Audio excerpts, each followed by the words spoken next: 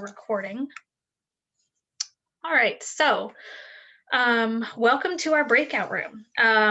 We are going to be looking at the new objective around social resilience to climate change that Kendra mentioned, and I'm going to give some background on this since y'all did not have an opportunity to talk about this at the last meeting. If you are able to open the slides, I'm going to be starting on slide 40 for this activity. And again, just for some sort of background on where this came from. So last time when y'all met, I wasn't able to attend the meeting, but I know y'all were looking at things like government accountability and engagement and communication, those community priorities that we want to reflect across the entire RVAgreen 2050 plan. At the same time, our other working groups were working on their objectives and beginning to talk about strategies. And what we realized was that none of the groups had a great sort of fit in terms of objectives and strategy areas for an area that is really critical to think about, which is how we can make the people in our community more resilient to the impacts of climate change that we're going to be seeing. In other working groups, we are talking about, making like our buildings more resilient, our infrastructure for like transportation and that sort of thing, how we can, encourage or eliminate, development in floodplains and plant more trees to reduce heat. But what we were missing is some of the topics that you see on slide 43, which is like, well, how do we let people know that there is a natural disaster coming or an extreme heat event or something that they might need to consider as they, keep themselves safe? Or are there ways for neighbors to support each other during these types of events to be more resilient and safe during those types of events? So that's where this new objective came from. And we thought that with everybody, with this working group, we would have a diverse sort of set on perspectives of, ideas from the health sector and emergency management and community wealth building and a number of other areas that could help us think through this objective. So going to slide 43 now, the actual objective draft text, and we want your feedback on this, is to increase the Richmond community's social resilience to climate change. And social resilience here may not be the ideal term, but what we're talking about is, individuals, neighborhoods, communities, how they can deal with the impacts that we're going to be seeing. So more heat, more flooding, more precipitation, and be able to adapt and bounce back from those events. So as Kendra mentioned, there are a few different like colored sticky notes on these slides. I'm going to give you all time to review these on your own, but the blue ones came from Richmond 300. Those were some strategies that we thought might fit under here. The green ones came from other working groups that met this week, and we thought that the strategies that they suggested might fit under this objective. And then what I also did is, because we're kind of starting from scratch on this one in a sense, I put in some examples from other cities that, we can definitely sort of take and make our own, but these are just starting points. And then there's a whole nother slide of blank slides where we want you all to put your own ideas. So I'm happy to answer questions about where this came from and any of this content, but what I want to do as well is give you all time to read through what's here in terms of these starting points, and then just feel free to jump into the discussion with any questions, ideas, things you would like to post to the group. Do you want to start with feedback on the objective? Yeah, sure. I'm going to actually make a sort of like a category on the slide notes. But yeah, if y'all have any feedback on the objective, that would be great. I might change the words social resilience to response preparedness. Mm-hmm.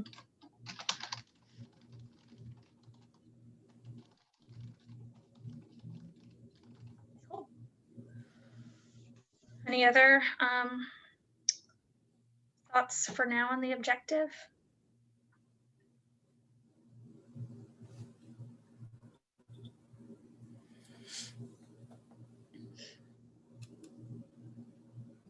Keep them coming as y'all think. Feel free to go on to slide 44 if you have more ideas, since we've got this one big slide of full stickies. And I'll actually make another one just in case we run out of room.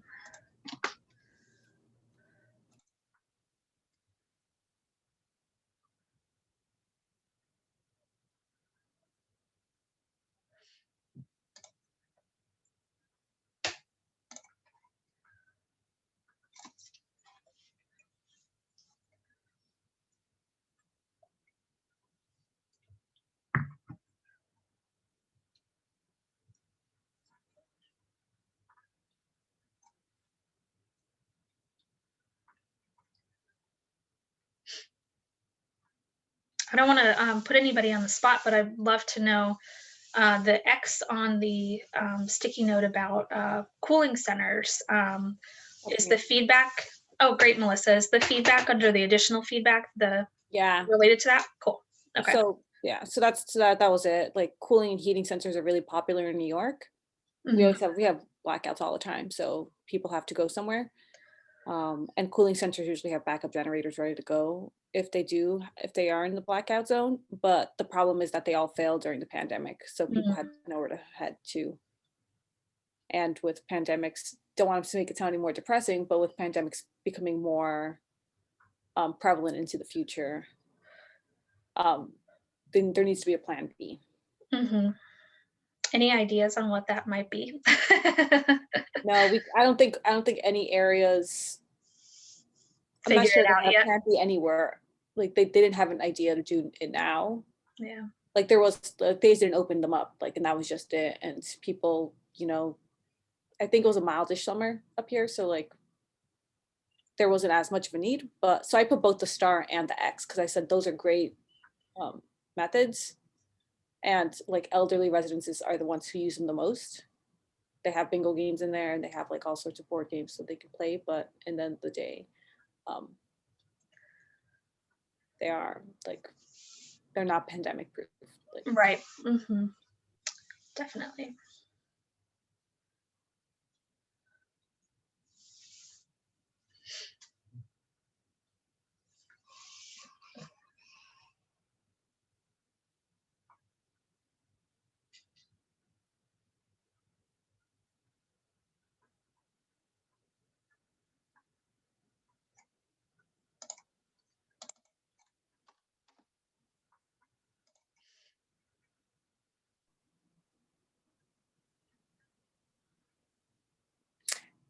I will say, whoever's the anonymous tiger that wrote about the homeless folks, I completely agree. Especially like when they are open and them knowing it is like like a place, a shelter may be open. But if they're across town, there's no way for anybody to get there, especially if they aren't able to transport themselves. And by that I mean unhoused humans.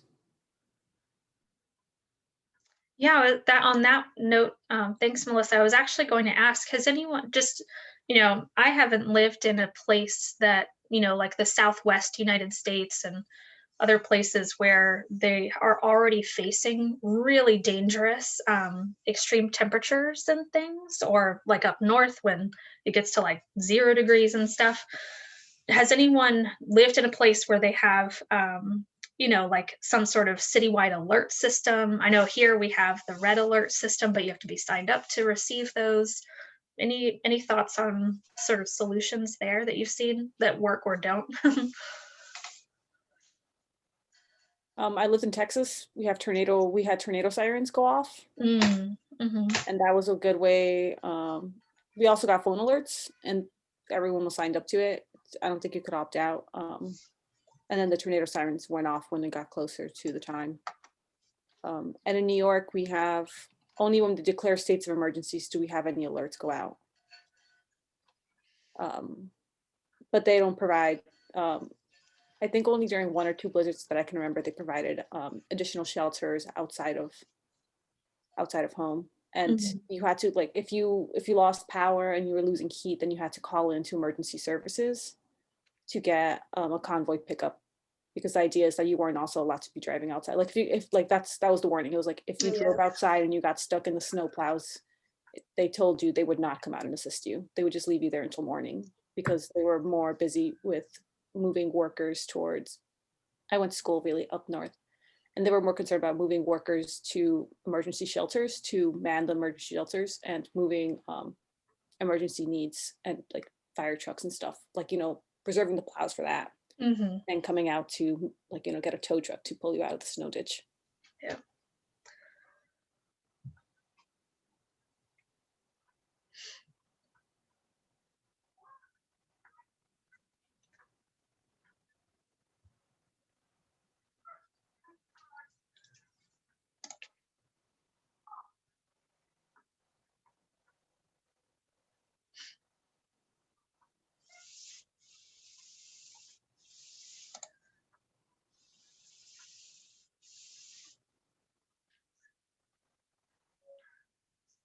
How about So I've, oh yeah, go ahead. Go ahead.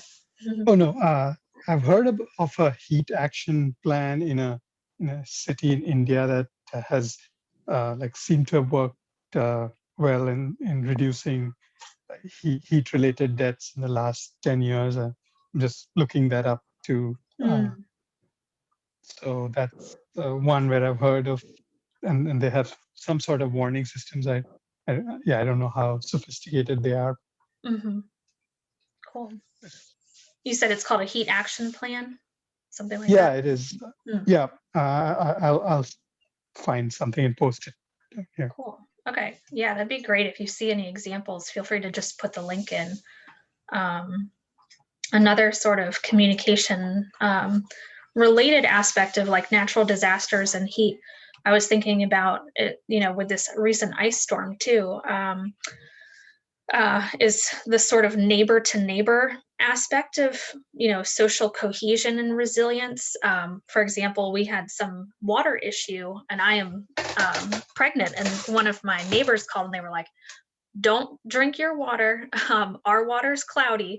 We're trying to figure it out." Then we called another neighbor, and they called another neighbor, and it's a very informal thing. But I know there are some cities out there. I think like New York City, for example, has like buddy systems and stuff like that.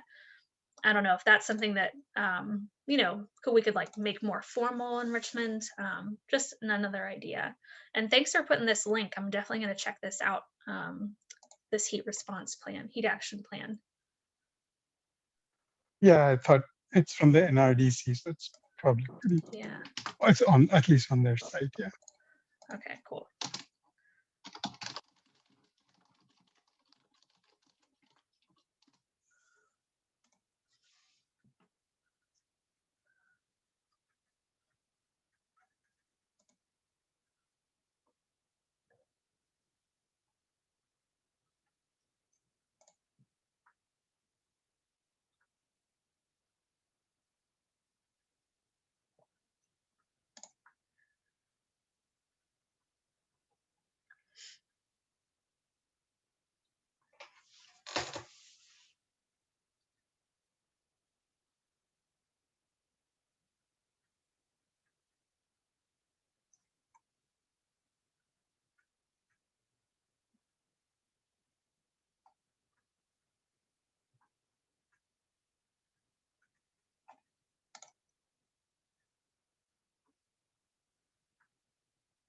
Awesome. Loving the new ideas. So I'm just going to let y'all keep working. Feel free to chime in if you want to throw an idea out for consideration or have any questions. We probably have at this point about 5 minutes or so. Less than that maybe, but about 5 minutes left for this round. And don't forget to add your stars to the new ideas that are on slide 44 from the other folks in the group.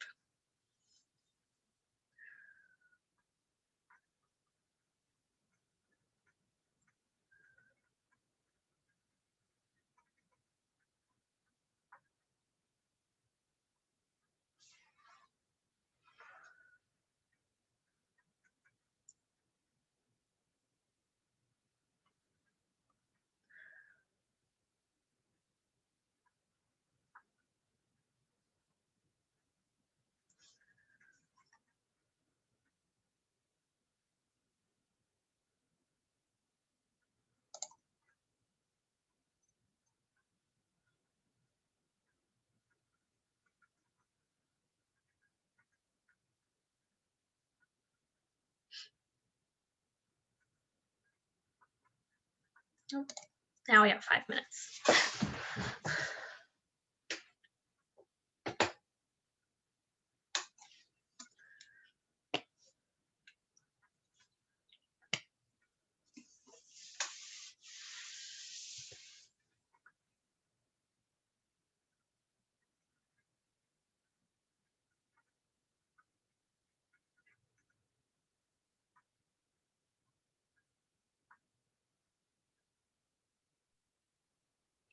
I'm not sure if this is unfeasible, but in Texas, actually, Dallas, when we were expecting cold temperatures, not like they had recently, but we were expecting temperatures under freezing, the cities would actually go out and put up signs, like yard signs, and just like advise people how to keep their pipes from like bursting. Yeah. Do they like all over or like Yeah, like strategic kind of? just like every once in a while. I'm sure that they were, but the idea was like wherever they knew, like if it was a major thoroughway, I lived in Dallas, and it's weird how it's built, but there's usually a couple of freeway exits and then major thoroughways through them, and then everyone has to pass through there. So you have like a sign out there saying like, leave your faucet dripping, like leave your outdoor faucets dripping, freeze warning in effect. And then that was like, it would just be like randomly placed. Yeah, that's actually interesting. I wonder if, we're getting more of those like electronic billboards. I wonder if there could be a partnership there with the the companies that rent that space, so that during some sort of weather emergency or something like that, it could flash with like, hey, City of Richmond warning about something. Go to this website for more. Yeah, I don't know, but that's one idea. But I like the yard signs too. They do the same thing. Yeah, the yard signs, I think the idea is like, even if you're not on the highway, you're probably driving by them or you're walking by them. But New York actually does the, like, the highway signs, like the ones that go like congestion. Yes, They yes, switch yes. them for like they're like I live really close to New York City. So they'll be like UN in session, use like avoid blank area high pollution day. So like it like warns you to, like, if it's like supposed to be high pollution air days, like it warns you to use public transport. It's like reduce pollution, ride the public transport system. Yeah, that's awesome. Or like congestion expected, ride public transport. To try to convince people to get off the highways. And that and could be access the something like roadways. a VDOT partnership, and that kind of stuff. Right. Yeah. Awesome. Great ideas, everybody. It looks like we have a couple minutes left, and then you're going to be, well, I'm going to be switching out. So let me know if y'all have any questions. But this is great. Loving all the ideas, and especially because we didn't talk about this at the last meeting. So I'm glad that this is inspiring some strategies here.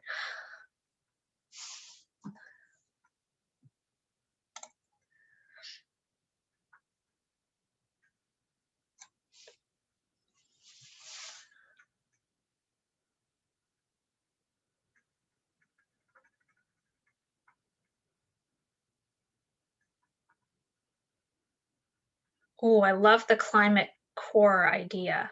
That sounds really cool. I'm not going to put a star on it because I'm biased, but love that idea. I tried to put a star on it and it keeps disappearing. I don't know Oh, why. But please consider me starring that one as well. Oh, it's because the stars aren't on top of the sticky notes. I can fix that. Oh, now you might see a bunch of stars from me because I was like, maybe I should drag it again. Sorry. I'll move mine back. There we go. But yeah, I think the Climate Corps is a really awesome idea. I think there would be, I think you could definitely get a ton of high school and college age students like really interested in that. And that in and of itself would be an excellent educational opportunity for them as well. Awesome. Have you heard of that from like another place, or was that just something that came to your mind? I don't know who wrote that, but I myself haven't heard of it elsewhere. Cool. Okay. And I just thought it was a really excellent idea. Awesome. Okay. Well, great idea, whoever came up with that. Yeah, Take I wrote it credit and for it. it was inspired by the grass, like the video that I just saw and I posted there. Yeah, I need to put that. Grassroots workers who go into the communities to check on people. Awesome. All right. Well, thank you guys. It looks like I'm. All right. Ooh. Awesome. Well, welcome to my Hello, breakout dogs. room. The dogs are very excited to see you all. All right, so sorry about that. Hope you all had a good discussion in your last group. So for the next 20 minutes or so, we're going to be switching you all to the slides starting on number 42. Let me know if you'd like me to share my screen, but so far it seems like folks can access the slides and move things around as needed. So I do want to provide a little bit more background on where this came from, because this was not part of y'all's original sort of set of objectives.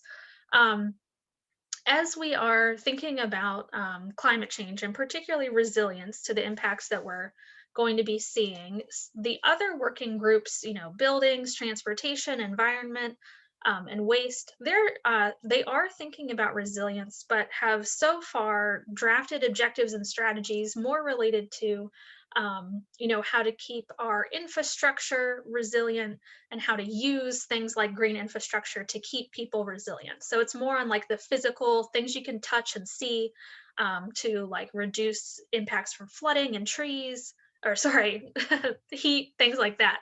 What we noticed we were missing was this element of the social resilience or cohesion in our community that can have a really huge impact on how people respond to and hopefully stay healthy and safe during climate related events like heat waves, like natural disasters. So these are things, from other cities, like buddy programs to check on your neighbor during a heat wave and make sure that their air conditioning is working, or if they need to go to a cooling station, you can take them there. There's a ton of other stuff that can be done here, but to orient you to what's happened so far within this new objective, we definitely want your feedback on the language of the objective itself, since you didn't have a chance to consider this at your last meeting. We have a few ideas that came from Richmond 300 that are in the blue sticky notes. The green sticky notes came from the other working groups that met this week, and this was actually where we noticed the gap because, for example, the environment working group was saying, well, sure, we can plant more trees, but what about just people in general and how they stay connected and aware of what's happening? So those are some of the green Post-it notes. And then the white Post-it notes were things that I got from other cities just because we were a little bit behind on this objective in terms of thinking about it, and thought those were maybe some starting point ideas. And then you can see that even, through the next slide, the last breakout group came up with a bunch of really good ideas.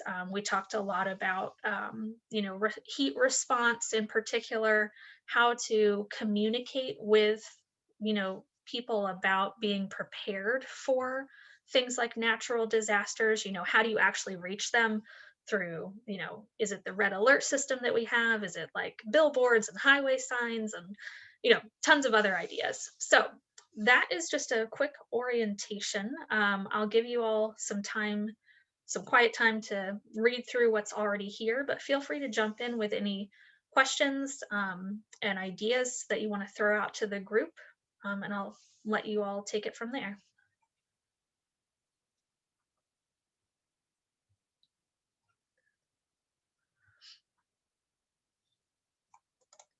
Looks like we might need some more stars too, so I'm going to be putting some more on here.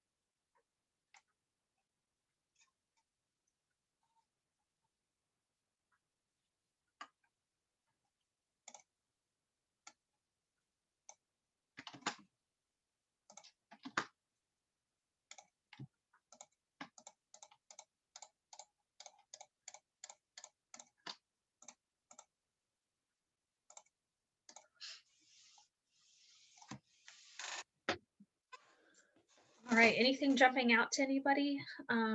Stuff you like, stuff that you're not sure what it means, anything like that? Honestly, Are we on slide, did we start on slide 38? No, we are starting on slide 43. So 43 through 45 now. Okay. so the thing that stood out to me, and I don't know if this is going to be like a controversial opinion, but the 250 emergency shelters for the houseless population, the city is almost unequivocally proven that it's almost actively hostile to the houseless population. And I don't know how we would get people to trust resources provided by the city. Mm, And I also don't know if 250 individual shelter units is a good floor. I think it should be raised. mm-hmm. The concern I have with that one is the word emergency. This is, to me, when you say emergency shelter, it's because there's a storm event or some other reason that we need to shelter people for the emergency and then they're out. If we're looking to create more long-term housing units, the word shelter and emergency should come out of that. We should just 250, housing units for persons who experience homelessness and start there. Yeah. Okay. So if y'all are okay with this, I'm putting an X on that. Not to say we need to get rid of it, but I wanted to label and say this is the feedback. And I'm putting the feedback in the slide notes. So just to make sure I captured this correctly, I definitely get the last 2 points of 250 not being enough, emergency coming out of that, and we really just need housing units. Lachelle, how would you put the sort of first part about, is it more the government, like local government trust it, or like what's the Yeah, that'd probably be the easiest way to frame it. Like, how Okay. do we increase trust between the city and the houseless population such that they would actually seek out the resources that the city is providing? Got it. Okay. Just for some background, my understanding is that a lot of the sheltering capacity the city has outsourced and isn't run by the city, but run by outside entities currently. I think that's part of it, but it's also, I think that's the cost, and the city doesn't have the folks to put towards it, organizations that do that. I think Homeward is one of them that's taken on a lot of the emergency sheltering, especially because of COVID and not wanting to be like, hey, everybody go to this room together. So that's been a whole nother piece where a lot of the sheltering hasn't been happening because they've been putting people in hotel rooms. Mm-hmm. Got it. That's a good note, Bill. Thank you.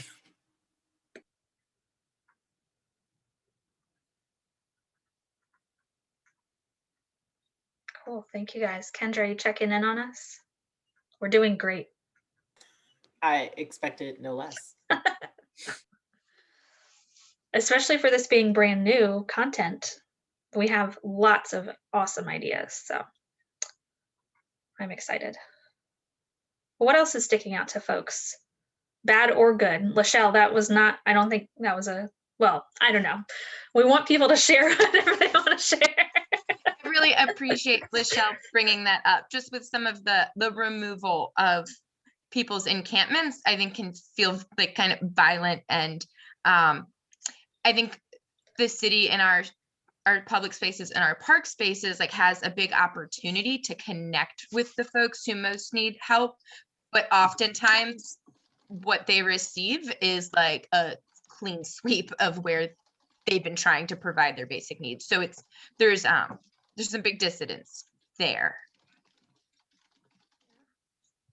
Awesome. Thank you, Kate. I put that as a, potential solution here too. I know there have been other cities, especially during the pandemic, actually towards the beginning, when cities were trying to, that like in the Southwest United States and other places where it gets really dangerously hot, and where they were trying to figure out how to safely provide cooling spaces to people. They actually used their outdoor spaces, parks and things, put up fans and cooling kind of machines or something like that, to utilize those spaces. And I think there's maybe something there we could incorporate here, on even in a more general sense too.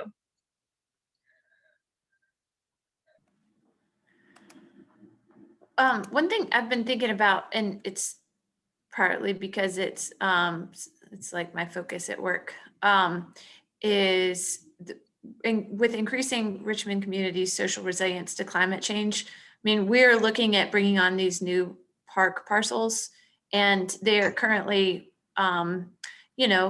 lots of invasive species. They are a result of the city kind of not doing anything with the parcels. And I think it's great that we've added green spaces that will become parks in the future. But I'm just thinking about sustainable maintenance of landscapes and the training involved. And just one of the issues with the city is that we have lost a lot of the institutional knowledge around maintenance because city departments are shrinking. And so, and what I'm thinking about is workforce development. I'm thinking about jobs. I'm thinking about job training, and building that culture back up of taking care of spaces in a way that is going to be beneficial to the communities and to the employees and private sector employees. So is that kind of like skills building or capacity building around sustainable maintenance, does that belong under this objective? Well, I'll just tell you, we talked a lot about that in the environment working group this week when they were working on objectives related to like natural based solutions for like climate resilience. It was said over and over, like we need to focus on, maintenance, staff capacity, all of that. But I feel like that specific comment, so I do think that has been at least brought up, and it's in sort of the strategy development phase of the environment working group. But I'm wondering, Giles, in terms of this, the social resilience piece, is there anything to pull out there from that thought about like,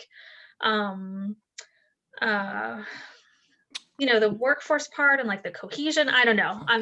I'm thinking about it in terms of economic justice and jobs. That's what I'm thinking about. And I should have put that. I put in one of my ideas, sorry to interrupt, in the previous section, in partnership with community colleges. I work with community colleges, and I've always thought, and I've been trying to promote a more central role of these institutions, because they are in communities, right? And they're made up of communities, and oftentimes same community of disenfranchised, people that we're talking about attend those colleges, and so kind of reorienting them, right, to be to help prepare students that go through for kind of green job economy, and part of that, I mean, is a kind of a local action learning based program where you can actually, as part of your program, maybe work with the Park Service as part of kind of action learning.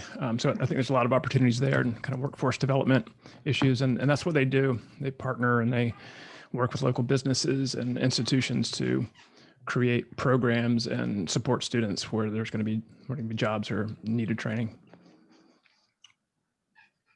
So I think that's one idea to help with that.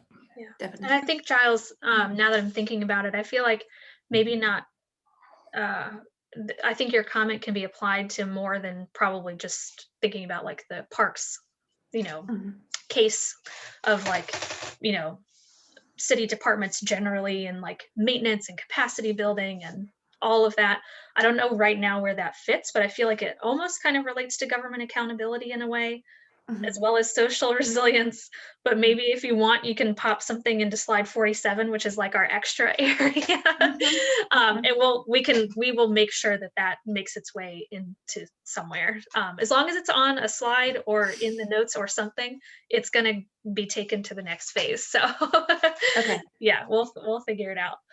can I just add real quick? I see the connection to social resilience in the like the hope, right? Like that there is a going to be like a capacity increase for us really taking care of our land and having people trained and being, economically resilient, but like for us to all know that like there is we're going to increase our capacity to maintain our green spaces. I think that adds a lot of hope socially that we're putting resources into that, and that like that might be a career path you really want to follow. Awesome. Thank you, Kate. I just had like a whole I came to Jesus for a second there, because I was like, and that's just like the thing we were talking about with the houseless population. If people don't have faith and trust in their government that they can adequately respond to something like a natural disaster, or just keep a park maintained, or keep people in housing, then that really affects our overall social resilience to any kind of disaster, I think. So I think that's too big to be a strategy, but I feel like it all comes together at some point within this working group. So I like it. For two of the sections that are in there that are ideas from other cities, we have encouraged citizens to check on family, friends, and neighbors during extreme heat events and natural disasters, and then build city staff capacity to prepare for and respond to the impacts of climate change. So one, there's already a community emergency response team program. For some communities, they use them to offset staff and assist with any kind of outreach. So currently we have some of our CERT members that have been working over at the Ash Center, volunteering over there to do some of those sorts of things. But it is definitely not where it could be, and it does a whole lot of the training on here's how utilities get turned off. They train people how to use a fire extinguisher, all those things that after a large emergency, they can help in their community. So the stronger it is, the more resilient those communities are. The city just doesn't have resources applied to that program to make it what it could be. Yeah, Bill, can you say more? What resources would be needed, you think? They would probably need to have somebody be a full-time coordinator for that program, Mm-hmm. make sure that the training and that the upkeep of those volunteers is still happening. It's a national program, so it's got a lot of different uses and a lot of stuff behind it, but we usually use grant programs to make sure they've got like a backpack full of tools and do those things like checking on their neighbors, and know how to do other things during an emergency. So that'd be a really great way to do that with an already existing mechanism. It's just putting more towards that mechanism to make it happen, versus like right now, I'd say it's probably about 10% of somebody's job. Mm-hmm. If that. So awesome. Thanks, Bill. So same on the other side. We have done some of that training for city employees, as well as some of the larger group homes and things like that. But from the city side of it as well, there's a lot more that we could do citywide for coordination and communication and dialing some of those things in post-disaster. Don't involve groups that don't need to be involved, those sorts of things. Mm-hmm. And Bill, while I have you, and we have just a couple minutes left, y'all, just to give you a heads up. Bill, I'm wondering if there is anything in the regional, I forget what it's called, I think the hazard mitigation planning that's happening right now around like this social side, like if there maybe a strategy here would be like to coordinate, social efforts with that or across jurisdictions, or I don't know, anything there you can think of? That is something that can be put in, I'm sure, because that would make sense. We do have a regional CERT group. A lot of that is done to help like coordinate resources. So, we can buy more tools or backpacks as a region than we could just as the city and distribute them. So those sorts of things happen. However, with that mitigation plan, that would be something that'd be great if we could start looking regionally, or at least steps that jurisdictions could take to operate more regionally, because most of the time it's individual steps versus regional steps. Yeah. Okay. Awesome. Thanks, Bill. I'm happy to pull those pieces together. Just holler. Okay. All right. We probably have about a minute, so keep working on this. Thank you all so much for your ideas, questions, comments. Keep them coming. Get them on the slides so we can bring them back to you next time in some sort of more cleaned up format. Another quick one too, that utilize apps and alerts that are already out there. That already happens. It usually comes to, do people sign up for them? Mm-hmm. Is that the red alert, Bill? That's what. Yeah, code red. Code red, yes. Yep. But you know, most people just go and get it from the Weather Service or Channel 8 or any of the other people that they get it from who they want it from. We argue that a lot when we have to give a weather report in the city. We're like, who doesn't know what the weather is? Yeah.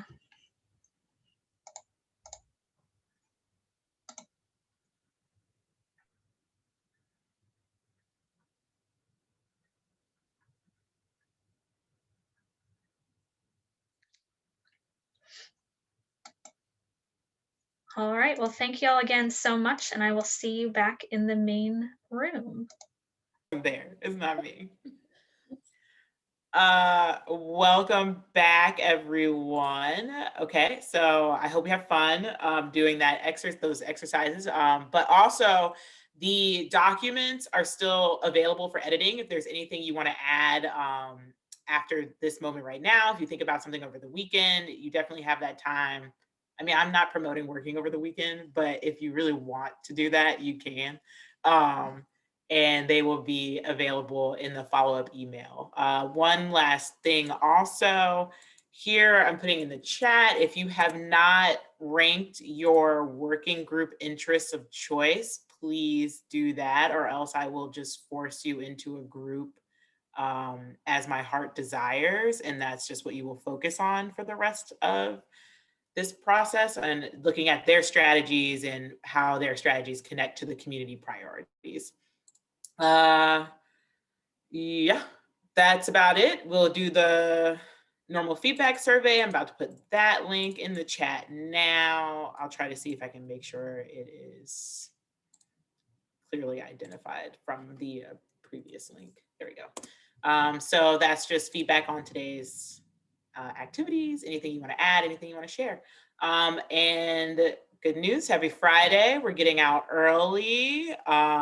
Any questions or concerns, still gonna hang around if you want to talk about something, but feel free to enjoy the rest of your Friday. Thank you again. Thanks, everybody. Thanks, Kendra. I'll let them know you said we could go home. Don't do that. Don't say my name. This is being recorded. Have a good weekend. Bye. Thanks. Good to see y'all. Bye, Kate. All right. So I started recording. So